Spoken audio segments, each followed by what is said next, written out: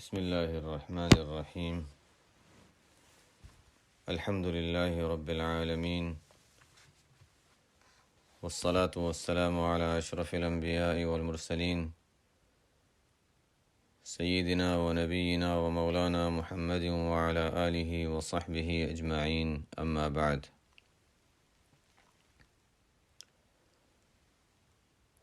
وعن أبي قتادة الحارث بن ربعي رضي الله تعالى عنه قال: قال رسول الله صلى الله عليه وسلم: إني لا أقوم إلى الصلاة وأريد أن أطول فيها فأسمع بكاء الصبي فأتجوز في صلاتي كراهية أن أشق على أمتي۔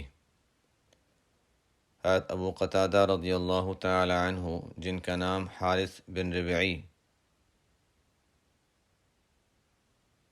یا ابو قتادہ رضی اللہ تعالی عنہ فرماتے ہیں، رسول اللہ صلی اللہ علیہ وسلم نے ارشاد فرمایا: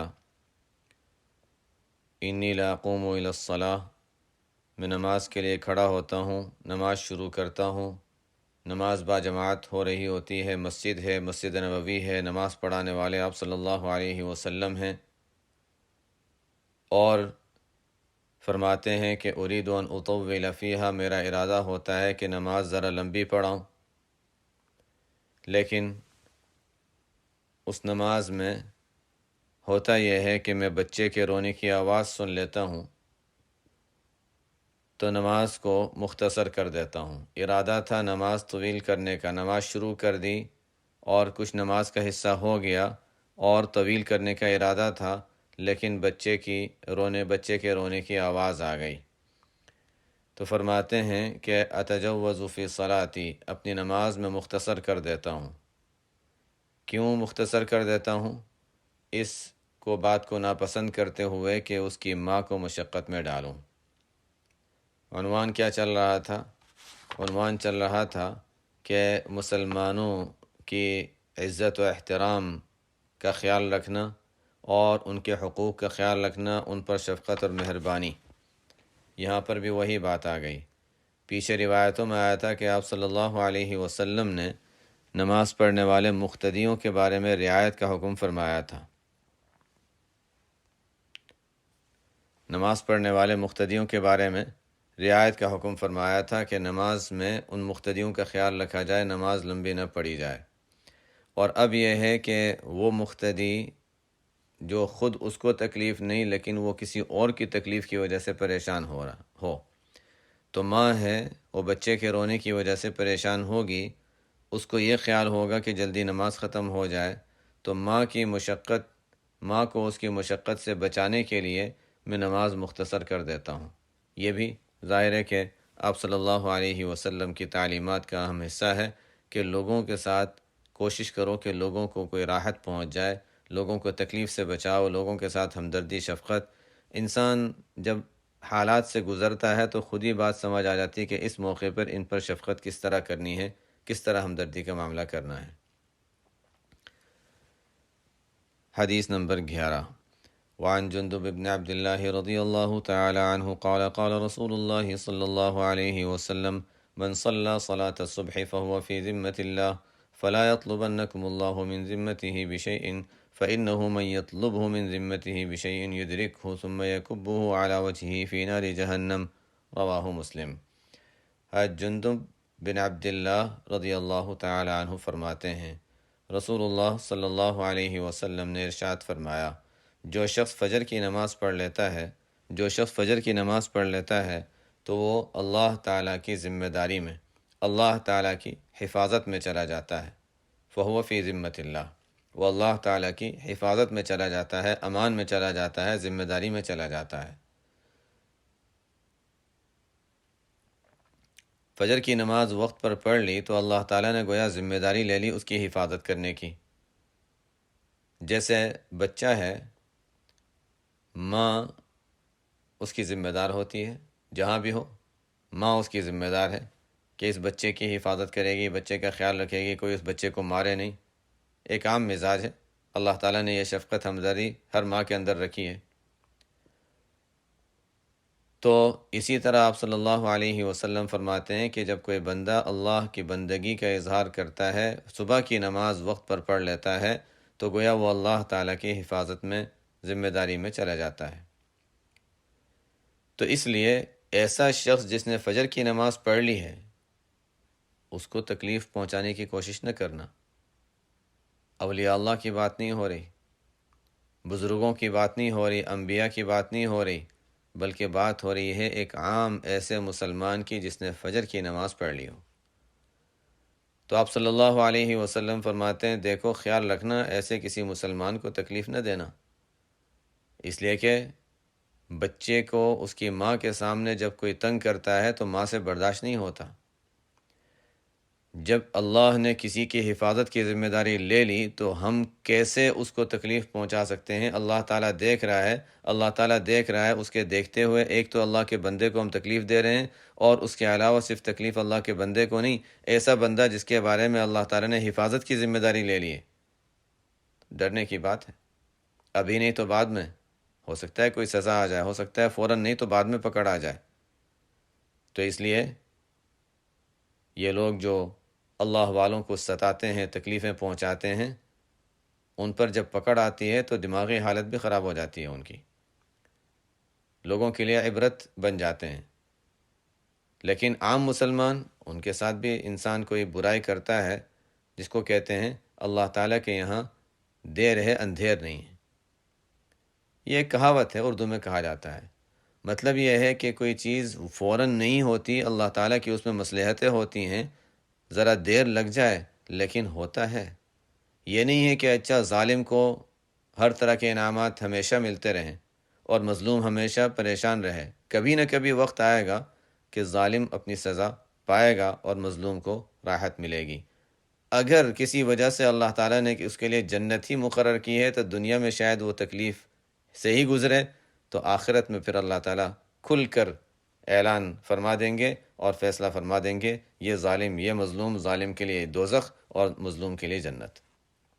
اصل تو آخرت ہے، دنیا میں بھی اللہ تعالیٰ بہت سی مرتبہ ظاہر فرما دیتے ہیں۔ اس لیے فرمایا کہ دیکھو فجر کی نماز کسی نے پڑھ لی ہے تو پھر وہ اللہ تعالیٰ کی حفاظت میں ہے، تو اللہ کی حفاظت میں جب کوئی چلا گیا تو پھر اس کو تکلیف نہ دو۔ فلا یطلبنکم اللہ بشیء من ذمتہ بشیء، اس کا مطلب یہی ہے۔ اس کا ترجمہ ہم یہ کر سکتے ہیں مفہوم کے لحاظ سے کہ دیکھو کہیں ایسا نہ ہو جائے کہ اللہ تعالیٰ تم سے مطالبہ کرے اپنی حفاظت، اپنی ذمہ داری کی کسی چیز کے بارے میں۔ اللہ تعالیٰ کہیں کہ میں نے اس کی حفاظت کی ذمہ داری لی تھی، تم نے کیسے اس کو تکلیف پہنچائی؟ میرے سامنے میرے دیکھتے ہوئے تم نے کیسے اس کو مارا؟ تم نے کیسے اس کو برا کہا؟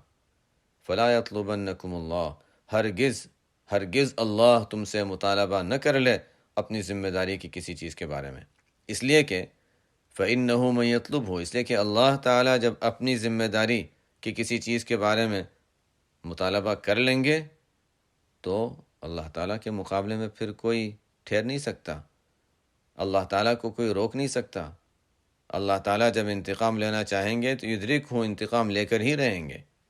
اور پھر کیا ہوگا؟ ثم یکبہ علی وجہہ فی نار جہنم، اس کو چہرے کے بل دوزخ میں ڈال دیں گے۔ دنیا میں سزا نہیں ملی، لوگ سوچتے ہیں دنیا میں سزا نہیں ملی تو آپ بچ گئے، وہ بچنا نہیں ہے۔ اس کا مطلب ہے کہ دنیا کی سزا نہیں ملی تو اس سے بڑھ کر سزا ملے گی۔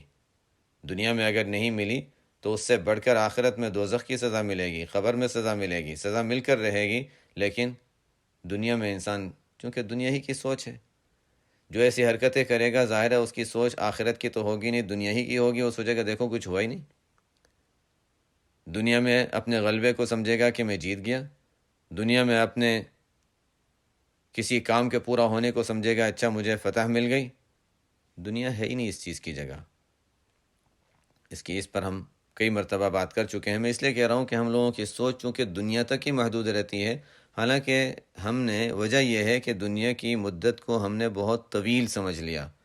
ایسا لگتا ہے کہ یہ دنیا کے جو 50 سال 100 سال جو ہیں بہت لمبی مدت ہے، حالانکہ آخرت کا تو ایک دن وَإِنَّ يَوْمًا عِنْدَ رَبِّكَ كَأَلْفِ سَنَةٍ، ایک دن 1000 سال کے برابر ہوگا۔ تو وہاں کے تو حالات ہی کچھ اور ہیں۔ بہرحال دنیا میں اگر سزا مل بھی گئی تو اہون سزا ہے، ہلکی سزا ہے آخرت کی سزا کے مقابلے میں۔ اس روایت میں بھی یہی بتایا کہ دیکھو لوگوں کو تکلیف نہ پہنچاؤ، خاص طور پہ ایسے لوگ جو اللہ تعالیٰ کی عبادت کرتے ہیں، اللہ تعالیٰ کے احکامات پورے کرتے ہیں، ان کو تکلیف پہنچانے سے اور زیادہ بچنے کی ضرورت ہے۔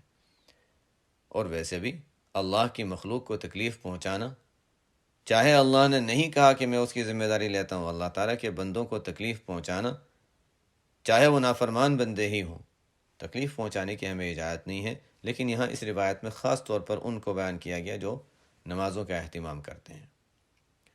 حدیث نمبر 12، وعن ابن عمر رضی اللہ تعالی عنہما ان رسول اللہ صلی اللہ علیہ وسلم قال المسلم اخو المسلم لا يظلمه ولا يسلمه من كان في حاجة أخيه كان الله في حاجته ومن فرج عن مسلم كربة فرج الله عنه بها كربة من كرب يوم القيامة ومن ستر مسلما ستره الله يوم القيامة متفق علیہ۔ حضرت عبداللہ ابن عمر رضی اللہ تعالیٰ عنہما سے روایت ہے کہ رسول اللہ صلی اللہ علیہ وسلم نے ارشاد فرمایا، مسلمان مسلمان کا بھائی ہے، مسلمان مسلمان کا بھائی ہے۔ رشتہ کہاں سے جڑتا ہے؟ اللہ تعالیٰ پر ایمان لانے کے اعتبار سے ہم بھی اور وہ بھی ایک جگہ جڑ جاتے ہیں، تعلق مع اللہ۔ ہم بھی اللہ کو مانتے ہیں، ایک اللہ کو مانتے ہیں، وہ بھی ایک اللہ کو مانتا ہے، تو اللہ تعالیٰ کے ساتھ اللہ تعالیٰ کے احکامات کو ماننے میں ہم ایک ہیں، رشتے جڑ گیا۔ یہ دینی رشتہ ہے۔ ہمارا نبی ایک، ان کا نبی وہی، ہم اور وہ ایک ہی نبی کی اطاعت کرنے والے، ایک ہی نبی کے احکام پر چلنے والے، نبی سے ہمارا رشتہ جڑتا ہے۔ تو یہ رشتہ جو ہے یہ قوی رشتہ ہے۔ فرمایا کہ مسلمان مسلمان کا بھائی ہے، جو اللہ اور اللہ کے رسول صلی اللہ علیہ وسلم کی بنیاد پر جن کا رشتہ قائم ہوا ہے۔ بنیاد اتنی مضبوط تو رشتہ بھی تو قوی ہے نا۔ المسلم اخو المسلم۔ جب ایسی ہی بات ہے تو لا یظلمہ، مسلمان اپنے مسلمان بھائی پر ظلم نہیں کر سکتا۔ یہ رشتہ ایسا ہے جس کی نسبت اللہ اور اللہ کے رسول پر جا کر ملتی ہے۔ یہ نسبت جو ہے وہاں جا کر ملتی ہے، رشتہ وہاں جا کر جڑتا ہے۔ جب وہاں جڑ رہا ہے تو پھر یہ رشتہ قوی ہے، اخوت والا رشتہ ہے۔ جب یہی بات ہے تو پھر لا یظلمہ، مسلمان اپنے مسلمان بھائی پہ ظلم نہیں کر سکتا، یعنی نہیں کرنا چاہیے۔ نہ کسی پر ظلم کرے، نہ کسی کو تکلیف پہنچائے، نہ اور کوئی اگر تکلیف پہنچا رہا ہو تو اس کو تکلیف پہنچانے دے۔ ٹھیک ہے، وہ مار رہا ہے، اس کو مار رہا ہے، مجھے کیا؟ وہ ظلم کر رہا ہے، اس پر کر رہا ہے، میں کیوں پڑھوں؟ نہیں، لا یظلمہ، نہ خود ظلم کرتا ہے، ولا یسلمہ۔ یسلمہ کے معنی کسی ظالم کے حوالے کر دینا، تم جانو وہ جانے، ایسا بھی نہیں کر سکتا۔ لا یسلمہ، کسی کے حوالے کر دینا۔ بلکہ حوالے کرنا کیا؟ حوالے کرنے کا مطلب ایک تو یہ ہو سکتا ہے کہ اچھا ہم نے کسی کو پکڑ کر کسی کے حوالے کر دیا، اچھا، اور وہ پتہ ہے کہ وہ ظالم ہے، پتہ ہے کہ وہ اس پر کوئی زیادتی کرے گا، اس کے حوالے کر دے، تم جانو، میں تو کچھ نہیں کر رہا ہوں، تم جانو وہ جانے۔ بلکہ اگر کبھی کسی ظالم کو دیکھا کہ وہ کسی پر ظلم کر رہا ہے تو روکنے کی کوشش کرنا بھی مسلمان کی ذمہ داری ہے، روکنے کی کوشش کرنا بھی مسلمان کی ذمہ داری ہے۔ یہ بھی لا یسلمہ میں آ گیا۔ خود ظلم تو نہیں کرتا لیکن دوسرے پر ظلم ہونے بھی نہیں دیتا۔ یہ بات ذرا سمجھنے کی ہے۔ کبھی ایسا ہوتا ہے کہ ہم دیکھتے ہیں کہ ایک شخص نے دوسرے کے ساتھ کوئی زیادتی کی۔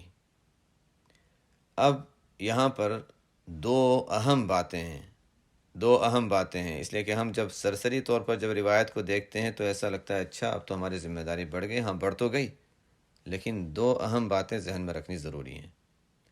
نمبر ایک، کیا ہم ان کے حالات کو اچھی طرح جانتے ہیں کہ حقیقتاً کون ظالم کون مظلوم ہے؟ یہ بہت ضروری ہے، اس لیے کہ عام طور پر ایسا ہوتا ہے کہ جو زیادہ اپنی زبان چلاتا ہے تو اپنے آپ کو مظلوم ثابت کر دے گا۔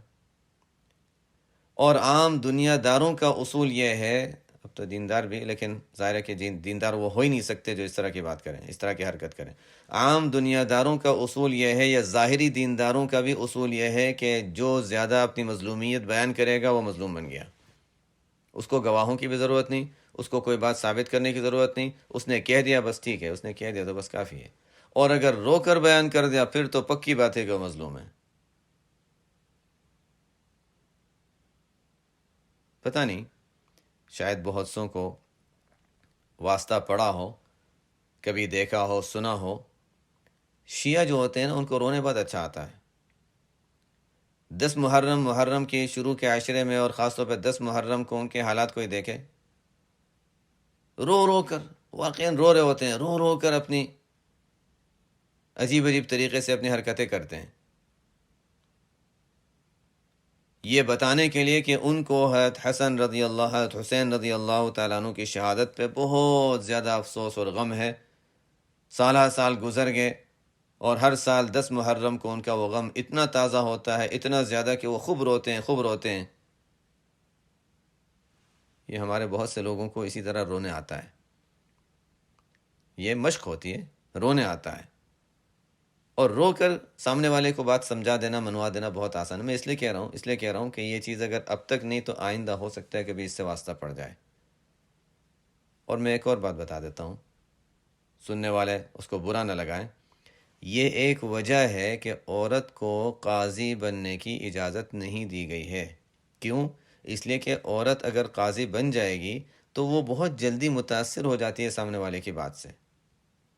مرد نہیں ہوتے ایسی بات نہیں ہے، لیکن مردوں کے مقابلے میں عورتیں زیادہ متاثر ہوتی ہیں۔ اگر مردوں کو بھی نکال دیتے تو قاضی کوئی بن ہی نہیں سکتا، تو اب مرد بھی آج کل تو اسی صفت پہ آ گئے ہیں اکثر۔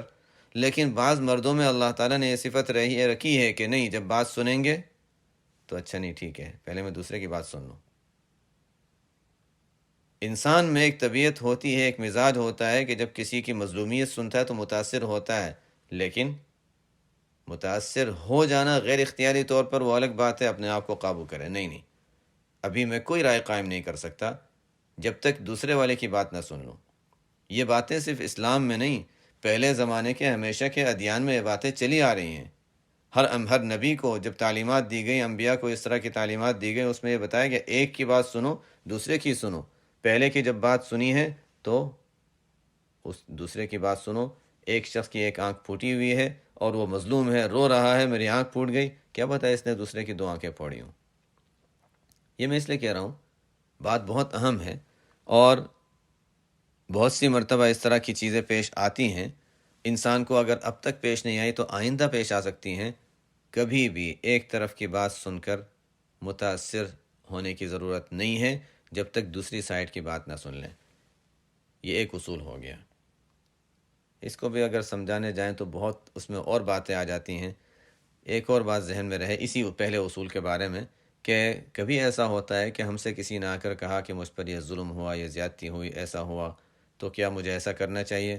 ہم ان کو کوئی مشورہ دے دیں ان کے ظاہری حالات کی وجہ سے، کہ اگر آپ واقعی سچ کہہ رہے ہیں تو اگر آپ سچ کہہ رہے ہیں تو پھر آپ کے لحاظ سے آپ کو اس طرح شاید کر لینا چاہیے۔ فیصلہ نہیں ہے یہ، ان کے حالات کے لحاظ سے ان کو مشورہ دیا گیا۔ ہم دوسرے کے خلاف کوئی رائے قائم نہ کریں، یہ ضروری ہے، دوسرے کے خلاف کوئی رائے قائم نہ کریں۔ ہم یہ نہ کہیں کہ واقعی تم نے جو کہا ہے دوسرا ظالم ہے اور اس نے ظلم کیا ہے، نہیں، لیکن اگر واقعی ایسا ہے اور دوسرا تو ہمارے پاس چونکہ آتا نہیں، اس نے ہمیں اپنی کوئی بات بتائی نہیں، فیصلہ ہمیں کرنا نہیں، فیصلہ نہیں کر رہے ہیں، فیصلہ ہمیں کرنا نہیں ہے، تمہارے حالات اگر اس طرح ہیں اور واقعی ایسا ہے تو پھر تم شاید اس طرح کر لو تو شاید بہتر ہو، یہ فیصلہ نہیں ہے۔ یہ بھی ایک یاد رکھنے کی چیز ہے۔ میں اس لیے کہتا ہوں کہ چونکہ ہم لوگوں کو ایسی چیزوں سے واسطہ پڑتا رہتا ہے، کبھی کسی کی طرف سے سوال آ گیا، کسی نے سوال پوچھ لیا، کسی نے مشورہ پوچھ لیا، اور ظاہر ہے کہ اب ہم دوسرے سے بات کریں، تحقیق کریں، وہ پوچھنے میں بتانا چاہے نہ بتانا چاہے، یہ تو ایک بڑی لمبی ذمہ داری ہے، انسان اسی کام میں لگا رہے گا پھر تو یہ تو نہیں ہو سکتا کہ ہر معاملے میں پوری تحقیقات میں انسان جائے، اور اس کی ضرورت بھی نہیں ہے۔ جس نے آ کر بات کی ہے، اچھا اگر واقعی یہ بات اس طرح ہے تو پھر شاید اس طرح کر لینا بہتر ہو، ان کو مشورہ دینے میں کوئی حرج نہیں ہے، لیکن دوسرے کے خلاف کوئی رائے قائم نہ کریں کہ واقعی وہ ایسا ہی ہے جیسے اس پہلے شخص نے بتایا۔ ایک اصول ہو گیا۔ دوسرا اصول یہ دیکھنا ہے کہ ٹھیک ہے ہمیں یہ ثابت ہو گیا، پکی بات ہو گئی کہ واقعی یہ مظلوم ہے اور دوسرا ظالم ہے، ثابت ہو گیا، تو کیا ہمارے لیے اب ضروری ہے اس کا ساتھ دینا اور اس کی طرف سے انتقام لینا؟ اگر اس موقع پر اس کا ساتھ دینے میں کوئی فائدہ ہے تو پھر ساتھ دینا ضروری ہے. اگر اس موقع پر اس کا ساتھ دینے میں اگر مزید انتشار اور فتنے کا اندیشہ ہے تو مزید فتنے سے، اصل تو فتنہ کو روکنا تھا، تو فتنہ بڑھانے کی بجائے فتنے کو روکنا زیادہ بہتر ہے. حالات ہوتے ہیں، کہاں پر کیا ہوا، کس طرح ہوا، کس کے ساتھ زیادتی ہوئی، کیوں ہوئی. نمبر ایک تو ہمیں حالات کی تحقیقات ہی نہیں ہوتی، ایک طرف کی بات سن کے ہم اس پر فیصلہ کر لیتے ہیں. دوسرا ہے کہ چلو ٹھیک ہے بالفرض ثابت بھی ہو گیا، تب بھی یہ دیکھنا ہے کہ وہاں پر روکنا اور نہ روکنا. دیکھنا یہ ہے کہ کس صورت میں انتشار زیادہ، کس صورت میں فتنہ اور آپس کے لڑائی جھگڑے اور انتشار زیادہ ہے، کس صورت میں کم ہے، یہ بھی تو دیکھا جاتا ہے. بہرحال یہ چیزیں سمجھنے کی ہیں، لیکن ظاہر ہے کہ جن کو دین کی صحیح سمجھ نہیں ہوتی تو پھر ان کو اشکالات ہوتے ہیں. اس کا تعلق دین سے، دین کی سمجھ اور یعنی احادیث کی اور آپ صلی اللہ علیہ وسلم کی تعلیمات کی صحیح سمجھ کی بنیاد پر ہوتا ہے. یہ وہ باتیں ہیں جو ہم نے، ظاہر ہے کہ یہ سب باتیں وہ کوئی یہ بنائی ہوئی باتیں نہیں ہیں، یہ وہ ہیں جو ہمارے اساتذہ اور مشائخ نے ہم تک پہنچائی ہیں. یہی وہ دین کی تعلیمات ہیں جو ہم نے بڑوں سے سیکھی ہیں. ان چیزوں کو ذہن میں رکھنا ضروری ہے، چونکہ فتنوں کا دور ہے، اور ان فتنوں کے دور میں بڑی چیز یہ کوشش کی جاتی ہے کہ آپس میں جو اہل حق ہیں ان کو توڑا جائے. سب سے بڑی کوشش جو ہے وہ یہ ہوتی ہے باطل کی سب سے بڑی کوشش جو ہے اور سب سے بڑی کامیابی اس میں ہے کہ اہل حق آپس میں ٹوٹ جائیں، اور وہی کوشش چل رہی ہے. اور اس کے لیے کیا ہوتا ہے؟ کسی ایک پر ظلم ہوگا، کوئی مظلوم ہوگا اور ایک ظالم ہوگا. اب ہم اگر ظالم کا ساتھ دیتے ہیں یا مظلوم کا ساتھ دیتے ہیں، حالات ہمارے سامنے آئے نہیں. جو ظالم ہے اپنے آپ کو رو رو کر اپنی مظلومیت ثابت کرے گا تو کچھ لوگ اس کے ساتھ ہو جائیں گے. دوسری طرف والا وہ اپنی مظلومیت ثابت کرے گا، کچھ لوگ اس کی طرف ہو جائیں گے. اہل حق میں 2 جماعتیں بن گئی، کچھ لوگ درمیان میں ہوں گے، 3 جماعتیں بن گئی. اہل باطل کا مقصد حاصل ہو گیا. چاہے کسی کو کچھ ملتا ہے یا نہیں ملتا، اہل باطل کا مقصد حاصل ہو گیا. لا یظلمہ ولا یسلمہ، تو نہ ہم کسی پر ظلم کریں، نہ کسی مظلوم کو ظالم کے حوالے کریں کہ وہ اس پر ظلم کرتا رہے. آگے آپ صلی اللہ علیہ وسلم نے فرمایا ہم اپنے دوسروں کا کہاں دیکھیں، اپنا خود کا حال دیکھیں کہ خود ہمارے اوپر کتنا ظلم ہم خود کرتے ہیں. یہ تو دوسروں کی بات ہو رہی ہے، اپنے آپ پر ہم کتنا ظلم کرتے ہیں بدعملی کے ذریعے سے. نفس و شیطان ہمارے دشمن ہیں اور نفس و شیطان کے حوالے ہم اپنے آپ کو کر دیتے ہیں. اپنے آپ کو نفس و شیطان کے حوالے کر دینا، اس سے بڑا ظلم کیا ہوگا؟ لا یظلمہ، اپنے آپ پر ظلم نہ کرو. اپنے آپ پر ظلم کرنے کی اجازت نہیں ہے، نہ اپنے بھائی پر ظلم کی اجازت ہے، نہ دشمن کے حوالے کرنے کی اجازت ہے کہ اپنے آپ کو نفس و شیطان کے حوالے کر دیں، وہ جس طرف چاہے میں لے جائیں. نہیں، شریعت کے حکم پر اپنے آپ کو لانا یہ ضروری ہے. یہ اپنے آپ کو بھی ظلم سے بچانا ہے. من کان فی حاجت اخیہ کان اللہ فی حاجتہ. آگے آپ صلی اللہ علیہ وسلم نے ایک اصول بیان فرمایا کہ جو شخص اپنے کسی بھائی کی ضرورت پوری کرنے کا، اس کی حاجت میں لگا رہتا ہے، اس کی ضرورت پوری کرنے میں لگا رہتا ہے، تو اللہ تعالیٰ اس کی حاجت اور اس کی ضرورت پوری کرنے میں لگ جاتے ہیں. کیسا عجیب معاملہ ہے. ایک مجرب ہے، جو چاہے تجربہ کر سکتا ہے، چونکہ حدیث ہے، تجربہ کیا کرنا، حدیث ہے. لیکن عجیب بات ہے، جب کوئی مشکل وقت آ جائے اور اپنے طور سے انسان وہ کام نہیں کر سکتا، کسی کام میں آگے نہیں بڑھ سکتا، تو کسی اور کی مدد کر دے. یا اللہ میں اس لیے کر رہا ہوں، تیرے محبوب صلی اللہ علیہ وسلم نے ہمیں بتایا ہے کہ میں جب تیرے بندے کی کسی بندے کی میں مدد کروں تو تیری مدد ہوتی ہے. اللہ میں فلاں کام میں تیری مدد چاہتا ہوں. دیکھیں کس طرح کام بن جاتا ہے. عجیب. آپ ضابطہ بیان فرما دیا، جو کام ہم نہیں کر سکتے، اچھا چلو ٹھیک ہے، ہم نے کوشش کی، ہم کوشش کریں گے. ہم نے کوشش کی، ہم نہیں کر سکے، ہم پوری کوشش کر لیں. ساتھ ساتھ کیا کر لیں؟ اللہ کے کسی بندے کی مدد کر دیں، یا اللہ میں اس کی مدد کر رہا ہوں، اگرچہ یہ بھی کوئی اچھی بات، میں بہت اچھی بات نہیں بتا رہا، یہ تو صرف دنیا کے بعض مقاصد پورے ہونے کے لیے، اپنی کسی ضرورت اور پریشانی کے دور کرنے کے لیے یہ ایک مجرب چیز ہے، ورنہ اصلاً جب کسی کی مدد کریں تو صرف اللہ کی رضا کے لیے کریں، اصل تو یہ ہونا چاہیے۔ یہ تو صرف میں اس لیے بتا رہا ہوں کہ کبھی کبھی انسان کو کبھی ایسی پریشانی ہوتی ہے جس سے نکلنا ضروری ہوتا ہے، اس کے بغیر گزارا مشکل ہوتا ہے، اس موقع پر بھی اس پر عمل کر لے، صرف اس موقع پر نہیں، اس موقع پر بھی اس پر عمل کر لے، بہت مجرب ہے۔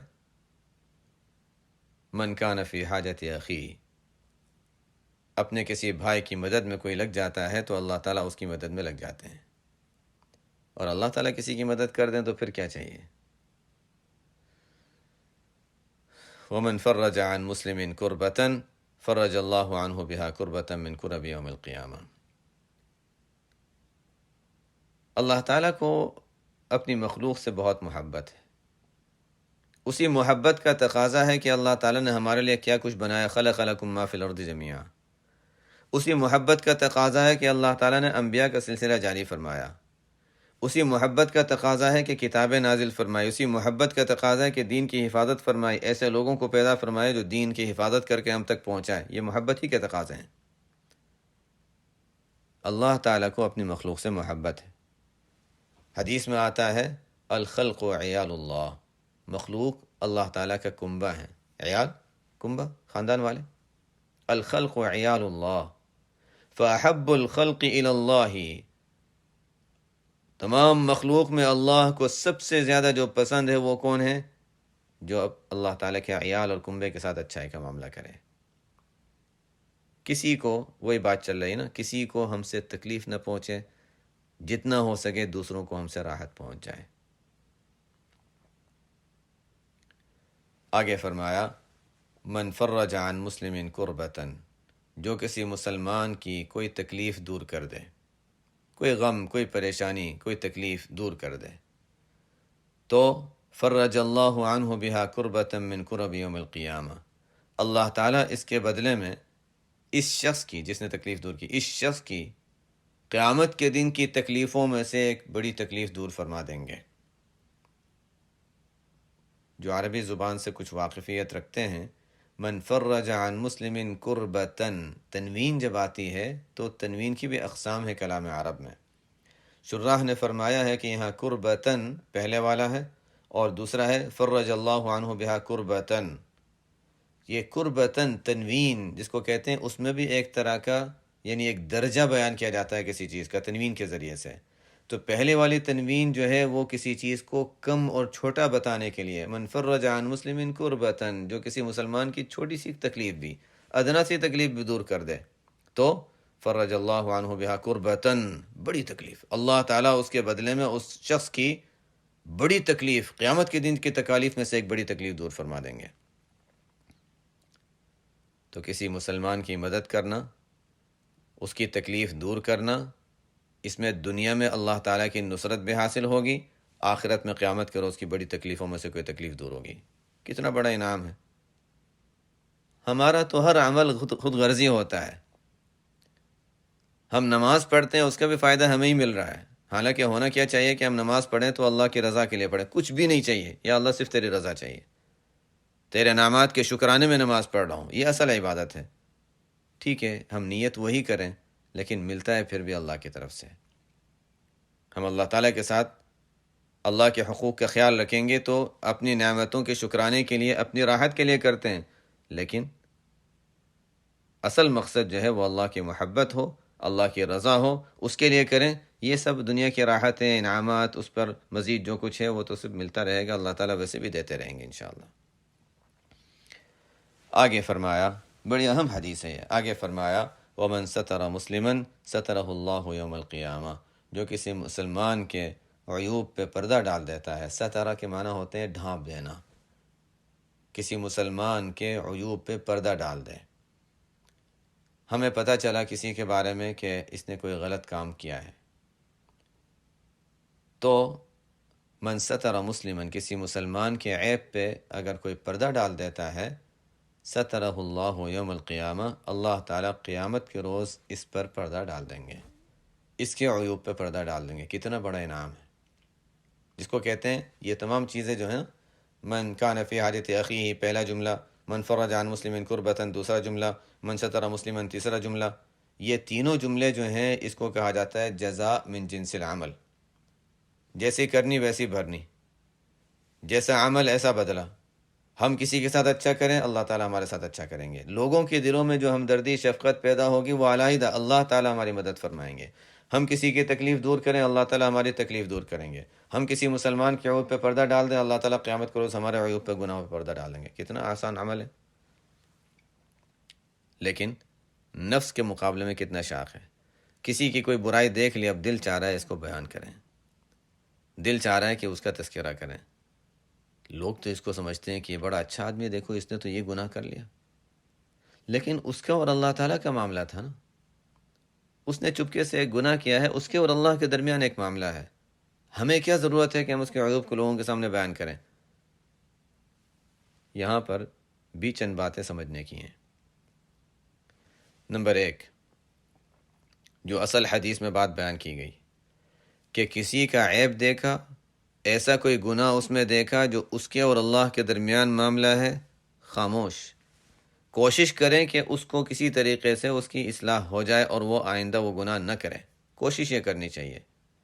اپنے طور سے کوشش کر لی، نہیں کامیابی ہوئی، پھر بھی وہ اس گناہ میں لگا ہوا ہے، تو کسی ایسے شخص کو جو اس کو روک سکتا ہو، اس کو اس نیت کے ساتھ، نیت ضروری ہے، اس نیت کے ساتھ کہ وہ شاید اس کو روک دے، اس کو یہ بتا دیا جائے کہ اس طرح اس کی عادت ہے اور اس گناہ کی عادت ہے، ہمیں کوشش کرنی چاہیے کہ وہ رک جائے.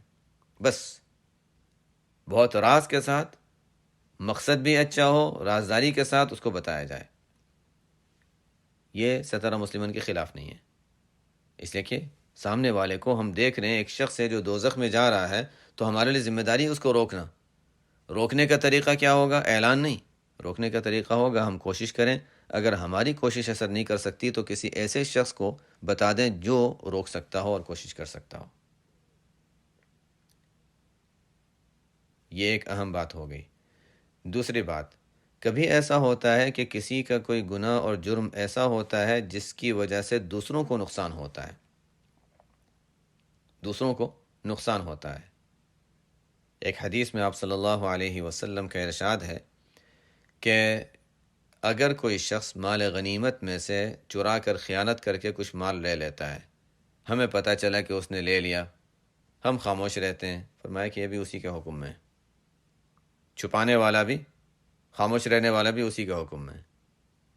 اس لیے کہ یہاں یہ شخص کوئی اپنا ذاتی اس کے اور اللہ کے درمیان کا گناہ نہیں، دوسروں کو نقصان پہنچا رہا ہے، تو یہاں اس کو اس سے روکنا ضروری ہے. اگر نہیں روکتا تو بتانا ضروری ہے. ہم عام طور سے بس ایک اصول کو لے کر اسی پر چلتے رہتے ہیں، دوسری جانب ہمیں معلوم ہی نہیں ہوتی. اسی وجہ سے اگر کوئی ایسا شخص ہے جس کی وجہ سے لوگوں کو دینی نقصان ہو رہا ہے یا دنیاوی نقصان ہو رہا ہے، تو اس مقصد سے نیت ضروری کہ اس مقصد سے کہ اور کوئی شخص اس دنیاوی اس کی وجہ سے نقصان میں نہ پڑ جائے، دینی یا دنیاوی نقصان میں نہ پڑ جائے، اس نیت سے لوگوں کو اس کے بارے میں بتانا یہ ایک ذمہ داری ہے. یہ سترہ مسلمن کے خلاف نہیں ہے بلکہ ذمہ داری ہے. اگر میں اس لیے بتا رہا ہوں کہ یہ بات واضح ہو، اگر ہم سترہ مسلمن کو اتنا عام سمجھتے جیسے ہم لوگوں کے ذہنوں میں عام طور سے ہوتا ہے کہ نہیں کسی مسلمان کی بھی عیب کو چھپاؤ، عیب کو چھپاؤ، عیب کو چھپاؤ، بات صحیح ہے، بالکل صحیح ہے. لیکن اگر ایسا ہی ہوتا تو ہمارے پاس حدیثیں محفوظ نہ ہوتی. اس لیے کہ محدثین نے یہی کیا کہ فلانا راوی یعنی جھوٹا ہے، فلانا راوی ایسا ہے، فلانا راوی ایسا ہے. ہاں یہ اس کی روایتیں مان تو لیتے ہیں لیکن بہت زیادہ معتبر نہیں. یہ دین کی حفاظت کے لیے انہوں نے کیا تھا.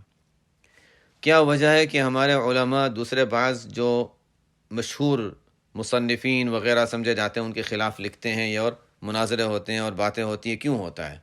تاکہ لوگ ان کی وجہ سے دھوکے میں نہ پڑے، ان کی باتوں کو مان نہ جائیں. آج کل یوٹیوب اور جس میں جو طرح طرح کے لوگ بیٹھے ہوئے ہیں اور طرح طرح کی باتیں کرتے ہیں، اگر لوگوں کے سامنے ہم سترہ مسلمن پر عمل کرتے ہوئے ان کے بارے میں کچھ نہ بتائیں تو لوگ ان کی باتیں سن کر ان سے متاثر ہونے لگیں گے. لوگ ان سے متاثر ہونے لگیں گے. یہ ایک ضرورت ہے.